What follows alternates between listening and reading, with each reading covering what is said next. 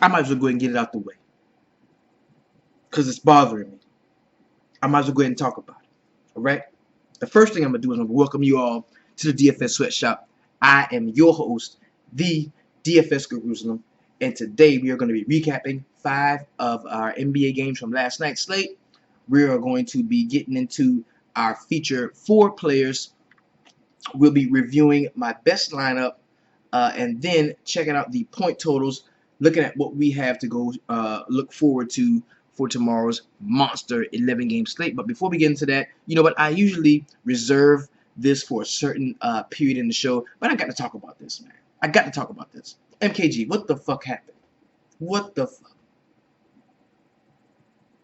MKG, Michael, Kid, Gilchrist, whatever you want me to call you. You a fucking snowflake tonight, man. 33 minutes this dude was on the court. 33 minutes. Let's see how. Let's look at this. Let's look at this. Only 2 people was on the court longer than you. Nick Batum 35 minutes, and Kemba Walker was on the court for 34 minutes. And 6 points, 6 rebounds, 1 block in 33 minutes. You were the only starter on the floor with the worst players on the team. You were the only starter on the floor with the second string, with the second team. And even they didn't want to pass you the ball. I did not foresee you being this bad offensively. What a horrible showing for Michael Kidd Gilchrist. That's why you are tonight's snowflake of the night, you snowflake ass motherfucker. You better be, you know, this would really hurt. This would really hurt if you were the only snowflake on my rosters. But I didn't have a really good night anyway. That's why we played light, about 5%. We normally do 10. But man, I mean, it boggles my mind how you could be on the court that long and have that much usage and not translate into fantasy points. Horrible showing for Michael Kidd Gilchrist. That's why you, my friend, are tonight's snowflake of the night. You snowflake ass motherfucker. Ah, MKG, man. At 19% owned. So I wasn't the only fool. There was plenty of us that believed in you.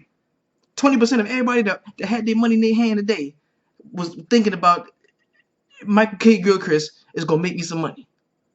And what'd you do? You shit yourself because you're a snowflake.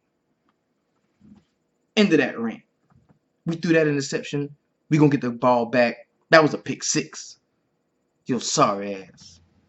Snowflake ass motherfucker. On a lighter note, thank you all for the birthday well wishes. Man, I had an awesome weekend. We already heard about it. I told you all about it. Great time in New York. Got to see my Giants play. They beat Cincinnati. It was great. I loved it. And now I'm back here in the sweatshop. We're getting back to the money. We're going in, day out. We'll be bringing you the point total productions. And then I had a really great idea. Well, I didn't have a great idea. Someone sent me a really great idea. Hey, man, why don't you release your core 4 every day through video? Hit us up on Twitter. We'll go to YouTube and watch it. So that's what I've been doing the last couple of days, and it's been getting a lot of feedback, a lot of good stuff. But the key feature to this core 4 that I want y'all to understand is you don't have to roll with my core. This whole thing, because if you are a seasoned DFS player, if you play this game every day the way I do, you're gonna be right some days. You're gonna be right. And if you stick to the 10% rule where you invest 10% of your complete bankroll every day, nothing more, you're going to be right. Your core is going to hit. And when it does, you're going to make exponentially more than you would if had you just, play anybody, any spot, anywhere, just throwing your money around. You can't do that. That's not how you last in DFS, right? We've come up with a tried and true method that works. I can tell you a little story. I've been playing DF. This is my 4th full season. This will be my 4th full season playing daily fantasy basketball, right? And the first year and a half, I was not profitable at all. The first thing that I did was I didn't understand the difference between sports knowledge and fantasy sports knowledge. There's a big difference between fantasy sports knowledge and sports knowledge. Sports knowledge would tell you that you should start Tom Brady because he's playing the Cleveland Browns. Fantasy knowledge would tell you to start Drew Brees because he's at home. You see what I'm saying? Sports knowledge would say, hey, I really like LeBron tonight. He's going to be a great play. Fantasy sports knowledge would tell you Kimba and his hoes at the Beehive is money. You see what I'm saying? So I came into this with sport knowledge. I've gained fantasy sports knowledge, and that is what makes you profitable. So if you're new to DFS and you're having a hard time, take a look at your decision making because you're probably making good sports decisions, just not good fantasy sports decisions. There's a difference, and we are learning that together. Now, when it comes to the core four system that I've established, this has taken some trial and error. I did this last year, but I didn't want to bring it out in video form and talk about it until I was really, successful at it. And this didn't make me millions, but it made me profitable. Like, most of us are not going to be millionaires from playing DFS, but many of us can be profitable day-to-day players as long as we stick to two things: our bankroll management tactics, where we only play 10% of our complete bankroll, 5% on shorter slates, or when we're not really sure about who or how we're going to attack the slate. We invest 80% of the 10 in safe games, whether it's cash games. Some of y'all play the cash games, or if it's the single entry GPPs, we take the other 20% and we enter those in the larger GPPs, so that if our lineup hits, we get to reap the benefits of winning the bigger tournaments. That's how we do it. We stick to that one rule, and number two, we develop a core of plays. Our player pool in an 8-game slate, our player pool is no larger than 30 players. We're only gonna have 30 players, and they're gonna be mixed and matched and worked and reworked into all of our lineups, so that when they all hit together, bam, we have a night like I had the other night when every lineup cashed, and I was able to 8 times my buy-in. That's what we're looking for. That's how you become a profitable DFS player on a daily basis. That's what we're doing. Okay? So, it's a very long season. I want you all to be here with me. So we've got to keep in mind bankroll management and establishing and developing our core plays and sticking with them. And I can see a lot of you guys are doing that. You don't have to roll with my core. I put it out every day as a model just because I want to be transparent, and I want you to know that the guys that I'm talking about are the guys I'm playing. So when I have a night like tonight, you see, Roto Grinders ain't going to show you this. They ain't going to show you this. They ain't going to show you that they best lineup got 268 deep DraftKings points and they didn't cash. They ain't going to tell you that. They're going to make you think that every night is a great night. Oh, and I'm just winning millions. Oh, and if you listen to me, you're going to win millions. And you listen to them and you play the guys that tell you to play, and you don't make shit because guess what? They're not playing those guys. Those are not the guys they're playing. So I'm only talking about guys that I am playing. And you can see, I show you the transcripts every night. You can see that I am a profitable DFS player. I'm not rich at this. I'm not making tens of thousands of dollars, but it is definitely worth my time, which makes it worth your time. And that's all we can ask for, right? So let us go ahead and jump into the Core 4 review. I was about 50% on the day. Our Snowflake of the night was in our Core 4. His bitch ass MKG. We also had a lackluster performance from Damian Lillard. He was a part of our Core 4. But Brook Lopez was good. If you took him there, he definitely paid dividends for you, as well as Jimmy Butler had a really solid game coming at his 8K price tag. Brolo was 6.1 and went on and had over 50, like 55. That was great. You couldn't beat that. You couldn't beat that. They almost made up for the other two players being so shitty, but they just couldn't because, of course, MKG was a snowflake ass and he had 12 points, 14 fantasy points. What the fuck is that? For a start, 33 minutes, 14 points. But anyway, all right. So we're going to do a quick recap, roll through the last night's games really fast, and then we're going to jump into tomorrow's point totals. Now, before we do that, gotta keep it real with you. Gotta keep it real with you here, just so you see. Usually in 5-game slates, small slates like that, 4 games, I'm just stacking offenses. I'm a grab hold to 2 or 3 offenses that I really like, and I'm just gonna stack the shit out of it. Today, for some reason, I was traveling, I was on the road, I was driving, I was listening to different podcasts. Everybody kept asking me, when you gonna drop your core four? When you gonna drop your core four? And I didn't want to tell y'all, hey, my core four is Fry, LeBron, uh, Love, and Irving. I didn't want to tell you that, but that's kind of what I was thinking all day long. I'm just gonna stack the shit out of the team and just roll with it. Plus, I knew I wasn't gonna be playing pretty heavy, so I said, "Fuck it, I'll take a chance and I'll pick." Just to stay true to the process, I'll go ahead and pick certain guys, and I'll establish a regular core for it. It didn't really work out very well for me, but we had Kyrie Irving. This lineup started out as a Cleveland stack. I got Kyrie Irving, Jordan Clarkson, MKG, LeBron, Karl Anthony Towns, Kyle Lowry with good play, Brandon Ingram, and Isaiah Cannon. Not a very good lineup. 268, didn't cash. Water under the bridge. We move on. All right, so let us jump into last night's recap. We're going to start in Cleveland, where the Toronto Raptors were visiting. And we had a really good game. Just to start out with, on the Toronto side, we had a really good game from Kyle Lowry. We saw him for 39 minutes, and in those 39 minutes, he had 28 points, 5 rebounds, 9 assists, and 4 steals.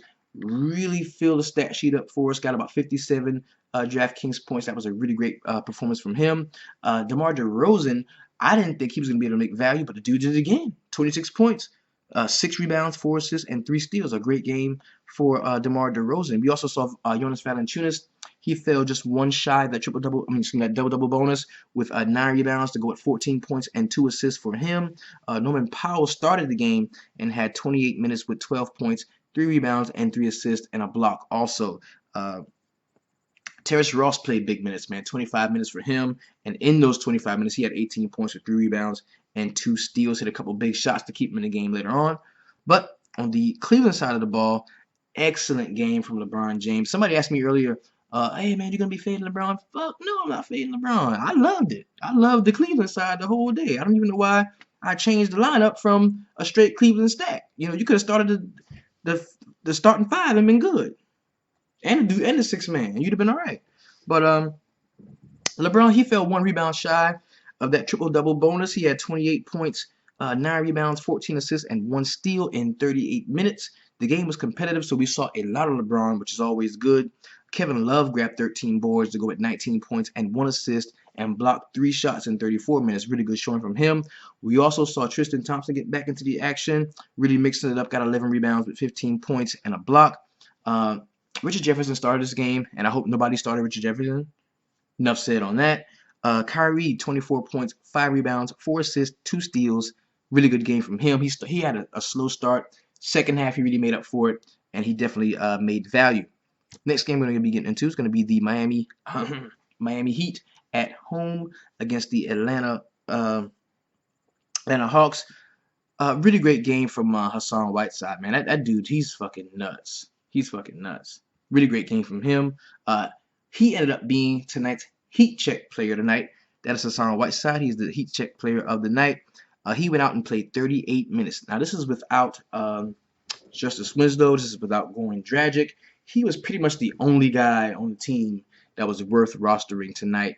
And he had 19 points, 25 rebounds, 2 assists, and 2 steals with 1 block. We saw Richardson also was a good play. Sorry about that.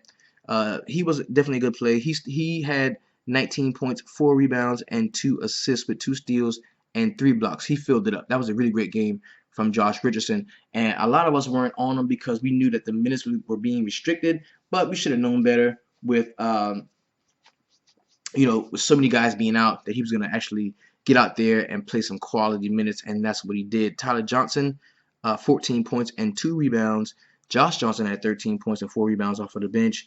So Miami still lost the game, only lost by 3. But if you didn't have Whiteside, there was really no need to go heavy on the Miami side. On the Atlanta side of the ball, Dennis Schroeder had 18 points and 1 rebound and 4 assists with a steal in 32 minutes. We also saw a really good game from Dwight Howard before he got injured during this game. He only played 24 minutes before the injury and got 11 rebounds and 11 points with a steal and with an assist and 3 steals. Paul Millsap, Not a bad game for Paul Millsap. He had 15 points, about 6 rebounds, 4 assists, and 2 steals from him. Kent Bazemore had 12 points, 3 rebounds, 1 assist, 2 steals, and 2 blocks in 30 minutes. That was a pretty good game from him as well. And Tim Hardaway Jr. jumped off of the bench and had 15 points in 24 minutes with a couple steals, a couple rebounds, and an assist. The next game we're going to get into is going to be the Charlotte Hornets going to Minnesota to take on the Timberwolves. A lot of great stuff in this game. This is another game that you could have stacked, another offense you could have stacked. As long as you stayed away from Marvin Williams and Michael Kidd-Gilchrist, you were okay. Because Cody Zeller had 14 and 9 with an assist. Nick Batum had 16 points, 5 rebounds, 7 assists, 3 steals, and a block. Kemba Walker was his home Kemba Walker self. He had 30 points, 5 rebounds, 6 assists, and 5 steals. I'm starting to think maybe it's just not a home thing. Maybe this dude is just that good. But they were playing against Minnesota. That's yet to be determined. Frank Kaminsky jumped off of the bench and got all of MKG's points. He had 20 points, 4 rebounds, 5 assists, 1 steal, and 1 block for him. We also saw Marco Bellinelli for about 27 minutes, and he had 12 points, a rebound, and an assist. So I guess that was quality from him. On the Minnesota side, we saw a really slow start from Karl-Anthony Towns and from Andrew Wiggins, man. But Wiggins ended up playing 42 minutes. He led the night in minutes, and he had 29 points, 2 rebounds, 3 assists, and 2 blocks in that time. We also saw Gorgie Jang fall 1 point shy of that double-double bonus. He had 9 points to go with 11 rebounds and 3 assists with a steal and a block. So he ticked everywhere on the stat sheet. Pretty good game from him. Karl-Anthony Towns on his birthday played 37 minutes, and not really a good 37 minutes for him. I mean, you paid that $8.2K. You wanted to see a little more. We needed to see a little more, and I think we will going forward. I really do. I think we will going forward. Towns had 21 points, 8 rebounds, and 4 assists to go with a block. And Zach LaVine in 33 minutes, after we didn't even know if he was going to play, he was questionable at first because we didn't see any Muhammad, and we didn't see Brandon Rush in this game. Didn't see Jordan Hill. Didn't see Tyus Jones. So LaVine got out there, played 33 minutes. He had 19 points, 2 rebounds, and 2 assists, and he was stroking the 3 in the first quarter. So pretty good game from him. The next game we're going to get into is going to be the Portland Trail Blazers at home against the Chicago Bulls. Now, normally, Portland Trail Blazers are a tough out at home. And we saw the Bulls go to Portland without Rajon Rondo. That's where the who that scoring all them points over there player of the night comes in, and it is Jerry Grant. This guy was a former Knick, so I kind of knew a little bit about him. Should have started him here where I had Isaiah Cannon, who was also in the running for Snowflake of the Night, but I'll never give a dude minimum salary Snowflake of the Night. He doesn't deserve that type of consideration because he's only 3K, and I can't do him like that. That'd be wrong. But Jerry Grant, who that player of the night? He had 18 points, 3 rebounds, 2 assists, and 5 steals at 0.8% owned. Not even 1% owned. This dude was less than 1% owned. Really, really good play if you had him in your lineup. Also, Jimmy Butler, man, had 34 minutes, 27 points, 12 rebounds, 5 assists, and he kind of had to do a lot more with Rajon Rondo being out. So he had a really great game. He did. And Taj Gibson doubled in his 29 minutes, 12 points and 11 boards with 2 blocks. Really good game from him.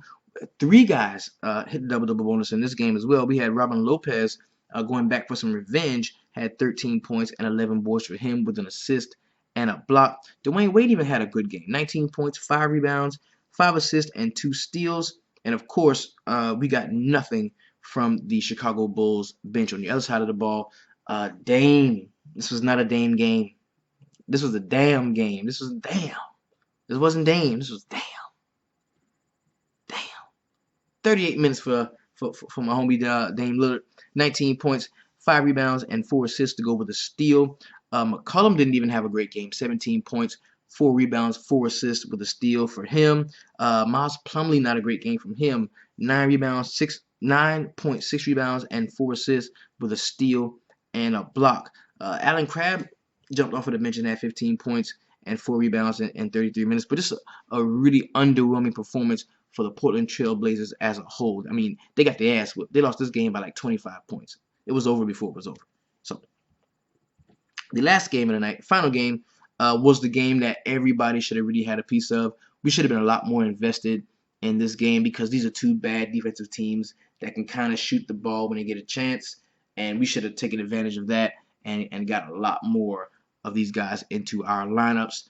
On the Brooklyn side of the ball, Rondae Hollis Jefferson only played 17 minutes, and he is usually like high 20s minutes, but he had 2 points, 2 rebounds, 1 assist, and 2 steals. Not a very good game from him. Trevor Booker had a double-double, 10 rebounds, 3 assists, and 2 blocks to go with 11 points in 28 minutes. And Brook Lopez had an awesome game tonight. He was definitely a part of our core four, and in 31 minutes, he had 30 points, 10 rebounds, 3 assists, and 3 blocks. Bojan got into the mix and only played he played 30 minutes, and he had 29 points, 3 rebounds, 1 assist, and 2 steals for him. Sean Kilpatrick only saw 19 minutes, and that was 6 points, 4 rebounds, 1 assist for him. We also saw Randy Foye for about 19 minutes. He had 5 and 2 with 7 assists. They were in this game until the very end, but you know the Lakers were just too much for him. Randall was just too much for him. We're gonna get into him right now, man. He went out and had an excellent game, triple doubled on him. He messed around and got a triple double. Julius Randle, I'm talking about. In 31 minutes, he had 17 points, 14 rebounds, and 10 assists for him. Luol Deng, in 21 minutes, had 8 points and 4 rebounds. Timothy Mozgov, 20 points and 6 rebounds. Really good game from him. Also had an assist, too. And D'Angelo Russell, who is tonight's, how did I miss that play tonight? Because like I just said, this dude was 9% owned in the larger tournaments. This is a really special talent. Dude's good. At home, he definitely plays well. It was kind of hard to be on him to know if he's going to play, if he's going to have this type of performance, because Luke Walton keeps their minutes so stretched out. I mean, this team, these two teams, Brooklyn and LA, their benches average the most points in the league. They have the highest scoring benches in the league. That's including Golden State, including Oklahoma City, everybody. So that's what makes it kind of hard for us to gauge which one of these guys is gonna, bust out and have that great game. But we should have saw this one coming. We knew that point guards could play well against Brooklyn. We definitely should have been a lot more keener when it came to our exposure to D'Angelo Russell, and that's why he is that. How did I miss that play of the night? Tariq Black jumped off of the bench in only 13 minutes. 13 minutes, man. MKG. Tariq Black in 13 minutes had 12 points and 9 boards and an assist.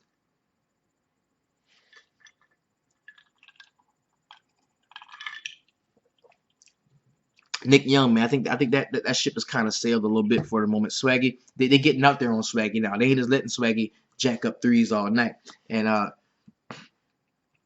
in his in his 27 minutes, he had 5 points and 1 rebound with 3 assists. D'Angelo Russell, we talked about him.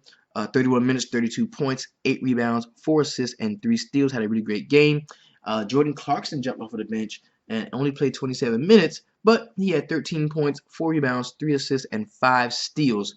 Really good game from Jordan Clarkson. Now, we arrived to a part of the show I really enjoy, man. This is where we get to go ahead and take a look at tomorrow's point totals. Do a little quick player pricing analysis. We're going to go here for that. And let's go. We're going to pump fake, like we're going to create a lineup for the NBA. Of course.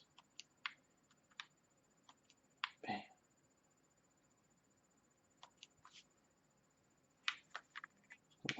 See where everybody's at.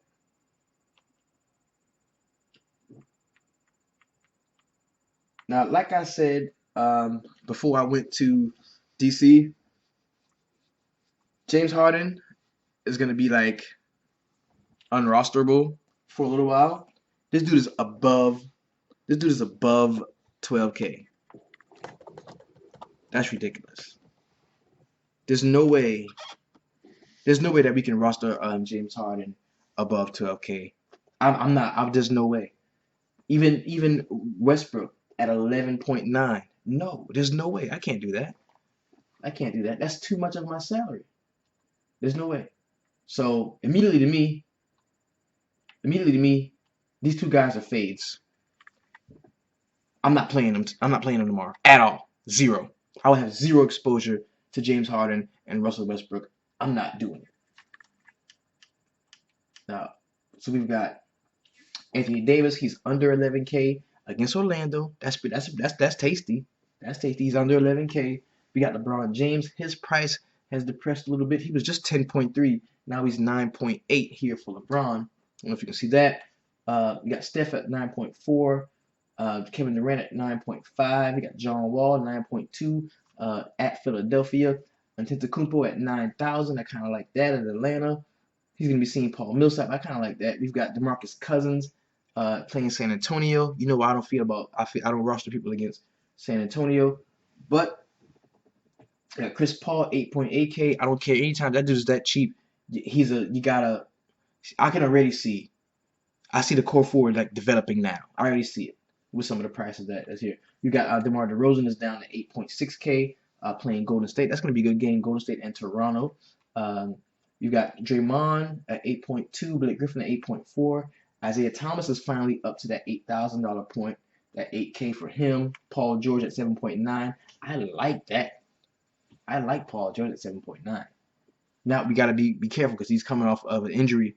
We got to be careful about that. Andre Drummond, we're going to check to see if he's going to be playing. If he is in, I like him. Now back to that Boston game. We see Boston here. I'm going to tell you what that means. Whenever we see Boston, we know where to attack Boston immediately. We can get to that when we get to the point totals. Carmelo Anthony at home against Detroit, 7.5K. That's not bad for him.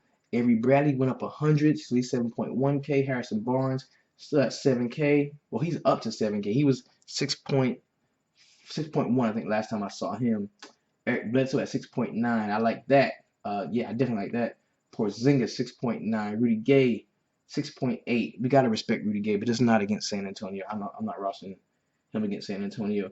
An 11-game slate, you don't have to take a chance on playing somebody against San Antonio.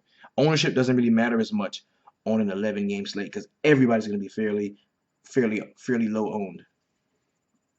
Otto Porter at 6.5K, you can keep that, even though it's against Philadelphia. Tobias Harris, I like him, 6.5 against my Knicks. Jeff T, no. Martin Gortat, 6.4. Dennis Schroeder, 6.3. You've got Jabari Parker at Atlanta, 6.3. I like that. Miles Turner, that price has come down a little bit. He's at 6.2 going against Cleveland. Markieff Morris here. Joel Embiid at 6.1. I like that if he plays. Al Horford, he's questionable. I don't think he's going to play, but if he does, I still don't like Boston rebounding. He's not a great rebounder anyway. We've got Mike Conley. We want to look at that because most of the time we don't roster guys against Chris Paul's defense. But the last time out, Conley went off. Conley went at him. I think 30 and 10. I think Conley went off on him. Tim Frazier, 5.9K. That price is down just a little bit. Vucevic is all the way down at 5.9. I like that too. Yeah, I like that. Alfred Payton, 5.8. Moutier, 5.7. Evan Fournier. We got Trevor Ariza at 5.6. His price is up a little bit. Depot's going down, 5.5 for him. Bradley Beal is questionable. Derrick Rose at 5.5. I don't know how I feel about that. He's going to be seeing Ish Smith. Serge Ibaka at 5.4. Ish Smith, we just talked about him, 5.3. Ryan Anderson is down to 5.2. Aaron Gordon, 5.2 for him. Monte Ellis, 5.2. Thad, 5.2. I like him. He's used to banging against Tristan Thompson. I kind of like him a little bit. John Lure at 5.1. That's too much for a guy that's not going to be starting. If we'll get into that when we get to the point totals. We get into that. Graham Monroe at 4.9. Now, any value that we see, because we know Tyson Chandler is going to be back, so Tristan Thompson is still very cheap, 4.7K. I like that. And a back-to-back, Satoransky, Saric, 4.5. Patrick Beverly is questionable. He may play. Joakim, 4.4. Aaron Baines went up from minimum salary to 4.4K. Just that quick. Right? So, Brandon Knight, 4.1. He dropped a little bit. I like Brandon Knight tomorrow. Yep. Well, this is what I will be basing, part of which I will be basing my core four plays off. I go through, first thing I do, I check the point totals, the player pricing, my gut feeling, put it all together. That's how we develop the core four. So let's go ahead and get into tomorrow's point totals. We are going to start in Indiana, where the Cleveland Cavaliers are coming to play. And this is a 212.5 point total. Cleveland has not looked invincible so far this year. We've definitely seen them falter in certain spots. I'm not sure we're going to see that tomorrow. I mean, when it comes to huge hot shooting, I mean, if anybody shoots as well as the Indiana Pacers have been recently, we're talking about C.J. Miles, Monte Ellis. If they could come in shooting that hot at home, I think they got a chance to keep the game close. Therefore, we will see the full allotment of minutes from the Cleveland starters. So, in a 212 total, I like LeBron James, of course. It's only a 4-point differential. So I like LeBron James. I like Kyrie Irving going up against Jeff Teague. Kind of like Jeff Teague going back up against Kyrie Irving, as he doesn't play very good defense as well. Definitely like Tristan Thompson for the cheap.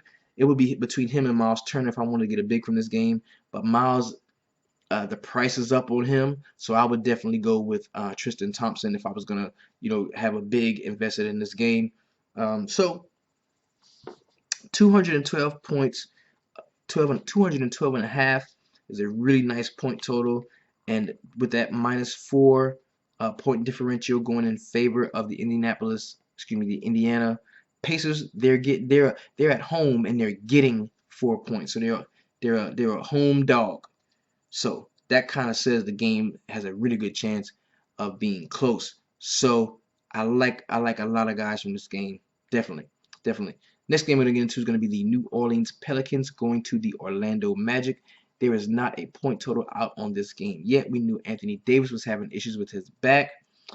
We also don't know the status yet of Drew Holiday. They say he could be coming back as soon as tomorrow or Friday. So I guess that's why no point total is out on that yet. Plus, I think we got some other injury news involved in this game too. But all things considered, man, I like Elfrid Payton in this game. I think he's at his price point is very low.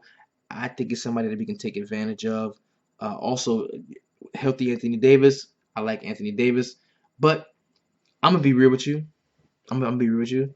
I've seen some reports that talked about him having back tightness. I'm not going to play Anthony Davis tomorrow. The top 3 guys on the slate: James Harden, Russell Westbrook, Anthony Davis, will be nowhere on any roster I build tomorrow. That is a fade. These 3 guys, I am completely fading them. I ain't talking about, I'm gonna just throw them in one lineup to see what happens. I'm talking about completely fading. I'm not playing any of these 3 guys. I'm not. I really think it's time for the Anthony Davis injuries to start. And 12.2K, that's just too much. 11.9, that's just too much. And they're playing each other. Nah, I'm cool on that. I don't want anything to do with that. There's just an 11-game slate. There are so many plays that are going to be out there that we don't have to spend up to the top in order to guarantee we get that 6 times value. Because you know what 6 times value is for a player that's 12K? This dude has to score 70-something points. Floor. To do what we want to do. He's got to score 70-something points floor. That's not going to happen. It's not going to happen. Not with all 3 of them. It's not going to happen. One of them might do it, but the ownership is going to be so low on them because they cost so much that it kind of defeats the purpose to even do it. I'll let you have it. I'm not doing it. I'm not doing it. The most expensive player on the slate that I would be rostering tomorrow would be LeBron James. I'm not starting any of them other 3. I'm not doing it. So back to the New Orleans Pelicans and the Orlando Magic. Definitely, Vucevic is on my radar in this game. Definitely, anytime. I mean, dude, that cheap 5.9K. This was a top 30 guy last year. 5.9K. I'm all in on that. I like that. I like that. I'll definitely have some exposure to Vucevic tomorrow. Aaron Gordon. I don't know what the situation is with him. It's so hard to read the minutes with these bigs. We got Ibaka, we got Biyombo, we got Aaron Gordon. This is too much. This is too much. It's just too hard to like sift through all of that to see who's gonna have a game. Like the other day when Ibaka, when they were going and playing Oklahoma City, okay, I had to play him. You gotta play him. These guys are human. They have a certain element of want to involved too, right? When they want to do something, they will do it. And I really think he wanted to play well against the Oklahoma City Thunder. Doesn't think he cares too much beyond that, so he won't be in any of my rosters tomorrow. And it's kind of hard to see rostering this old dude that can be pretty good going forward. We've got to get the news on Terrence Jones, see where he is going to be in the rotation on the New Orleans side.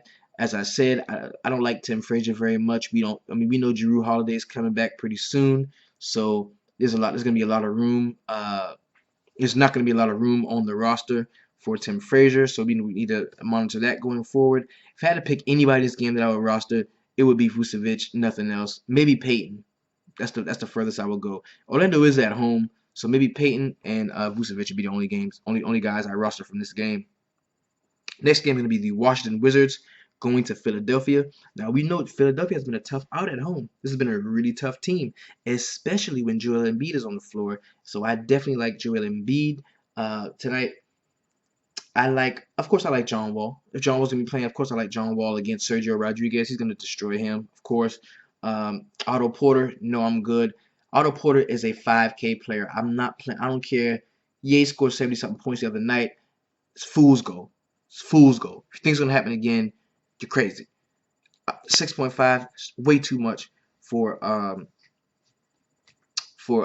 Porter. I won't be rostering him at all tomorrow. Markieff Morris is somebody who's definitely going to be in play for me. Since a lot of people still are waiting on another big Otto Porter game, Rashawn Holmes for the cheap on the Philadelphia side, I think it's going to be a really good play. These guys get out and run. Washington gets out and run, and their offensive presence is so overpowering because of John Wall and his propensity to push the ball in any situation. That there's going to be a lot of missed shots, going to be a lot of running, and this is a young Philadelphia team, a young impressionable team. They don't know how to slow up pace and make decisions during in game that the coaches can't tell them that's going to change the way the game is being played. They're going to go and dance to whatever rhythm John Wall's going to lay out for them, and there's going to be a lot of missed shots, a lot of rebounds, a lot of opportunities. Joel Embiid is definitely going to be able to have a great game. He didn't have a great game out last time, so that may depress the ownership a little bit. I'm hoping that's the case. So I do like Joel tomorrow. If I had to roster anybody from the Philadelphia side, it would maybe be Robert Covington, kind of like him. It would be Ilyasova. It would be Embiid from the Washington side. All I like is John Wall. Maybe a little Markieff Morris here and there. As far as we go. The next game we're going to get into, and that point total had not come out on that game yet either. The Milwaukee Bucks are going to Atlanta to take on the Atlanta Hawks. This is a 208 point total with Atlanta giving up. They are the home favorite, giving up 8 points to Milwaukee. Atlanta on the back-to-back. We know we might have some injury concerns with Dwight Howard, so I don't understand how the point total came out.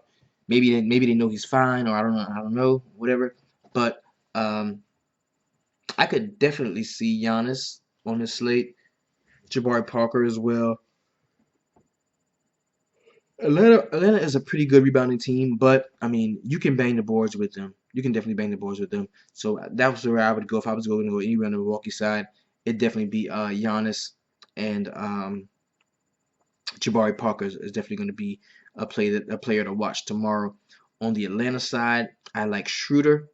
I like Millsap, definitely. Even Tim Hardaway Jr., man. I really think that Tim Hardaway Jr.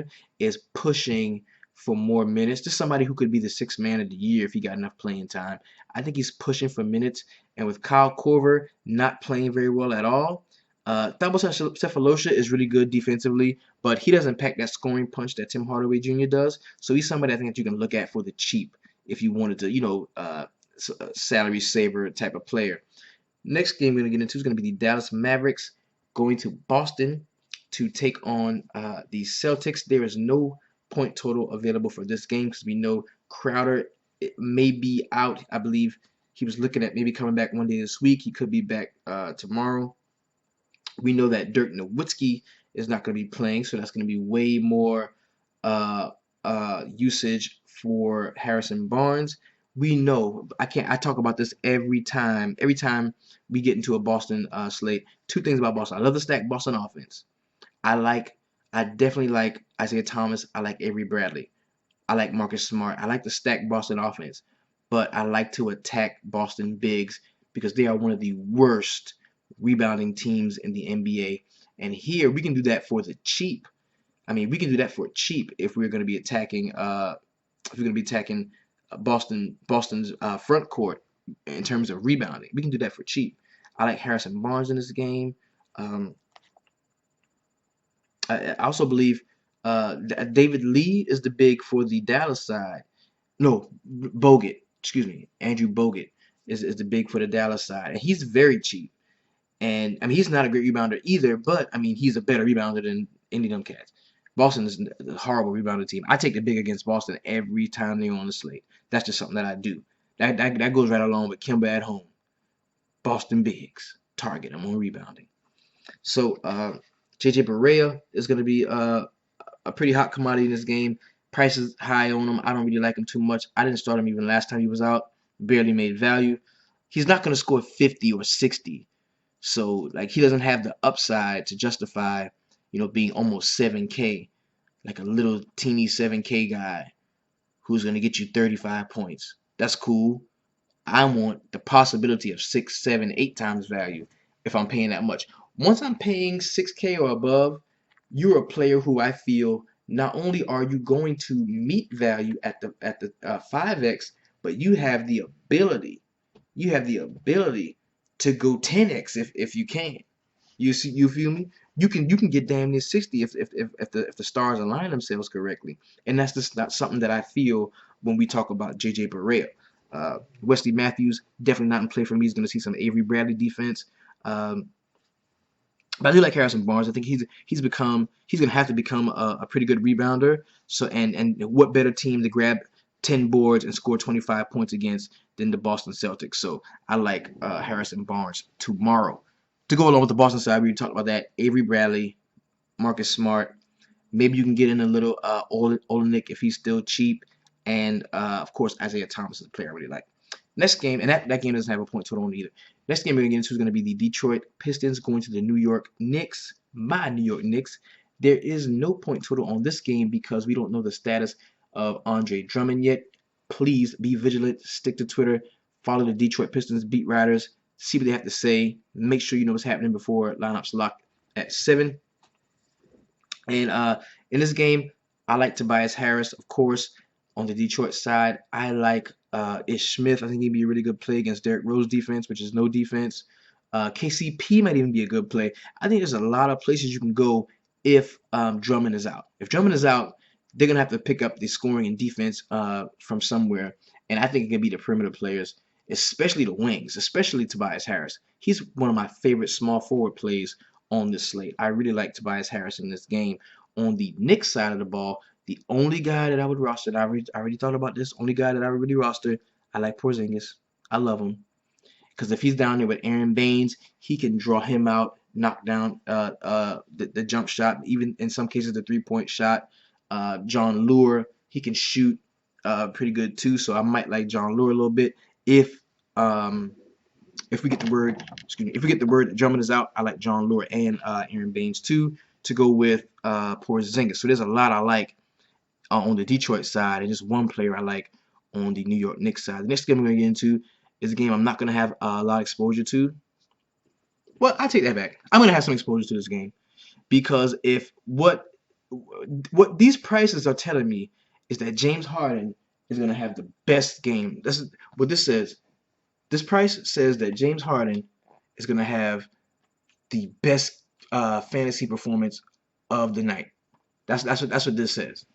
That's what this price says. 12.2K says that James Harden is going to ball the fuck out. It also says that Russell Westbrook is too. These guys are playing against each other. So if these guys are playing well in a 218 point total with a -1 differential with Oklahoma City at home. The only reason why they're the favorite because they're at home. That means that the guys on their team are going to have to benefit from those guys playing well. So if we want to get exposure to James Harden and get exposure to Russell Westbrook without rostering James Harden or Russell Westbrook, I say we look at some of their teammates and see where those assists are going to go, where those who was going to get the rebound when they miss some shots, because both of them are going to take some shots and miss some. So I like Clint Capella tomorrow. Love him. Love him at center. Clint Capella is probably one of my favorite cheap center plays. He has developed an amazing rapport with the NBA's assist leader, James Harden. And dude can easily go out there and dish out 15 dimes, and 5 of them go to him for 10 points and 10 rebounds. A nice cheap double-double. So I like Clint Capella. I also think we're going to see a pretty good game from Vic Oladipo, because he's going to be really matched up against James Harden most of the time. Harden will let him go by him and score. Plus, Depot's due for a pretty decent game, so he's somebody who I think we could definitely get in our rosters too. Off of the bench, I like Enes Kanter, of course. He's going to see a lot of the second team, a lot of the Decker, the Sam Decker guy who really kind of sucks. And but he has his use too. The Decker dude for Houston, he has his use too. But I think I would go Capella, maybe some Eric Gordon. Trevor Ariza woke up and had a really great game last time out, but he's going to see Roberson defense for a lot of the first series. So I don't know how far I would go with him. On the Oklahoma City side, I like Kanter and I like Vic Oladipo. Remember, this is a 218-point total with a -1 going in favor of the Houston Rockets. They are getting 1 point from the home team, Oklahoma City Thunder. The next game we're going to talk about is going to be the Toronto Raptors at home in a 219.5-point total. This is the highest total on the slate. The Golden State Warriors are going to Toronto. They are giving up 5 points. Toronto is a home dog. Anytime we see home dog, we know that the game has a possibility to be very close. So the best players on either team are the guys that we want to roster. Now, it's very hard to pick out which Golden State player is going to keep the game close, or going to actually just play lights out. So I always go Draymond Green. He's going to be in. See, more often than not, all of the scoring that we see Durant do, scoring that we see Curry do, scoring that we're going to see Klay Thompson do, is going to come in some way, shape, or form from Draymond Green. Either he's going to get the rebound that starts to break, the steal that starts to break. He's gonna assist the ball. So he does everything. He's a straight up gadget guy, and that's why if I had to choose, somebody from the Golden State side, because I'm gonna get a stud from this game. You got to have a stud from this game. You've got to. Two in some cases. I like Draymond Green. He would be the stud I would get from the Golden State side. On the other side of the ball, DeRozan is going to see a lot of Klay Thompson defense, who is a pretty good on-ball defender. So that would lead me to like Lowry. I like Lowry in tomorrow's game. I think he's going to be a very good play. We can also look at Jonas Valanciunas. He's going to be going up against Jaja Pachulia. He can destroy Pachulia. And the price on him is a little bit lower than it has been. So I think that'd be a really good play too. But outside of that, not too much else I like in the Golden State-Toronto game. The next game, which actually is the highest point total, is going to be the Phoenix Suns going to the Denver Nuggets.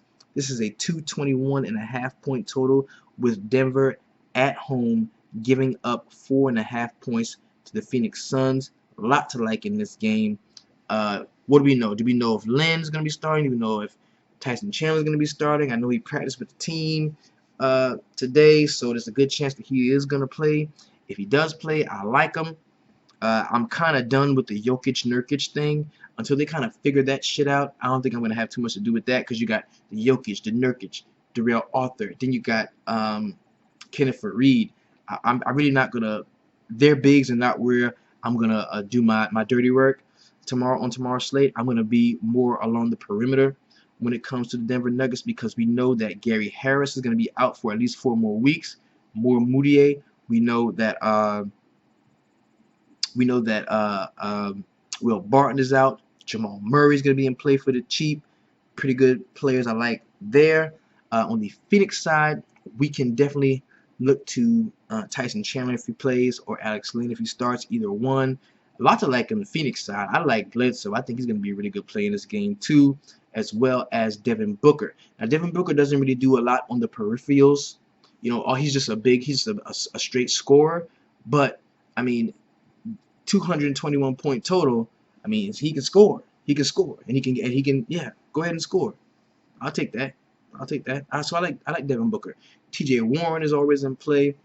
There's Gallinari has nothing for T.J. Warren. Gallinari does not play very good defense, but T.J. Warren is actually a pretty good defender. That's why I don't like Gallinari in this game. If I was going to go anywhere on the Denver side, it would definitely be Moutier and Jamal Murray.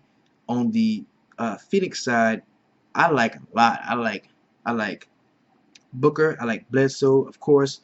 I like T.J. Warren, and I like whichever the starter, Alex Len or Tyson Chandler. Now, if I can't get any exposure to those guys on the slate, I'm gonna go for the cheap. And at 4.1K, you gotta look at Brandon Knight. He's gonna see a lot of room with the second team. He is always the best player on the second team, and he shows it. He goes out and he plays really well. So that's somebody who I'll be looking at tomorrow as well, if I can't get that exposure that I really want to the players in this game, because I spent that salary elsewhere on some of the earlier games. The next game we're going to get into is going to be the Memphis Grizzlies going to the LA Clippers. This is a 201 point total, one of the lower point totals of the night, and it's also a disappointing point differential. You've got the Clippers giving up 12 points, and we've been through this the last few games with Chris Paul, in blowouts. The other night, man, if he plays the fourth quarter, I win all the money. But they were playing the Brooklyn Nets, and it was a blowout. It was over way before it was over. So we only saw just over 3/4 of Chris Paul, and that could definitely happen tonight. So we have to factor in the blowout potential as we decide in our roster construction if we want to go with Chris Paul or a player from the Clippers, because when we look at the blowouts, then that puts Raymond Felton in play. That puts the coach's son in play. That puts Jamal Crawford in play. That puts Mo Buckets in place. And all these guys are cheap as shit. So that's something we want to be on the lookout for here. On the Memphis side, Mike Conley, the last game out against Chris Paul, he had 30 points and 10 rebounds. So that's something that you may want to keep in mind as you go through your roster construction as well. Bigs don't really have a hard time against the Clippers, so Marc Gasol is definitely somebody who's going to be in play. But I wouldn't go too much further than that with the Memphis side. The next game we're going to get into is going to be the final game on the slate, and this is the San Antonio Spurs traveling to Sacramento to take on the Kings. What a nice late night hammer Kawhi Leonard would be in this situation. Let's check the price on that, dude.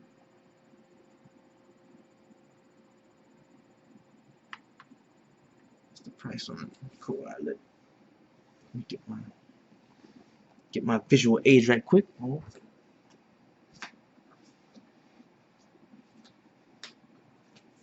Yeah, check the price on Kawhi Leonard.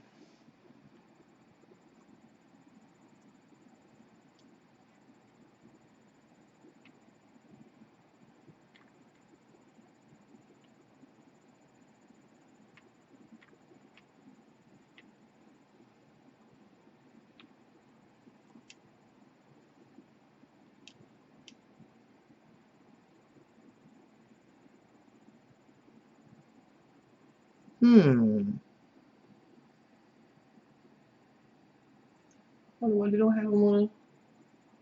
Oh, 8.7. That's a nice price. Yep, so we got 8.7 for Kawhi Leonard. That's a nice price on him. I kind of like him in this game. Sacramento's at home. If it's a blowout, who's going to blow him out? Kawhi Leonard. So I definitely like Kawhi Leonard in this game. I think he's somebody that we can take a look at. LaMarcus Aldridge, nah.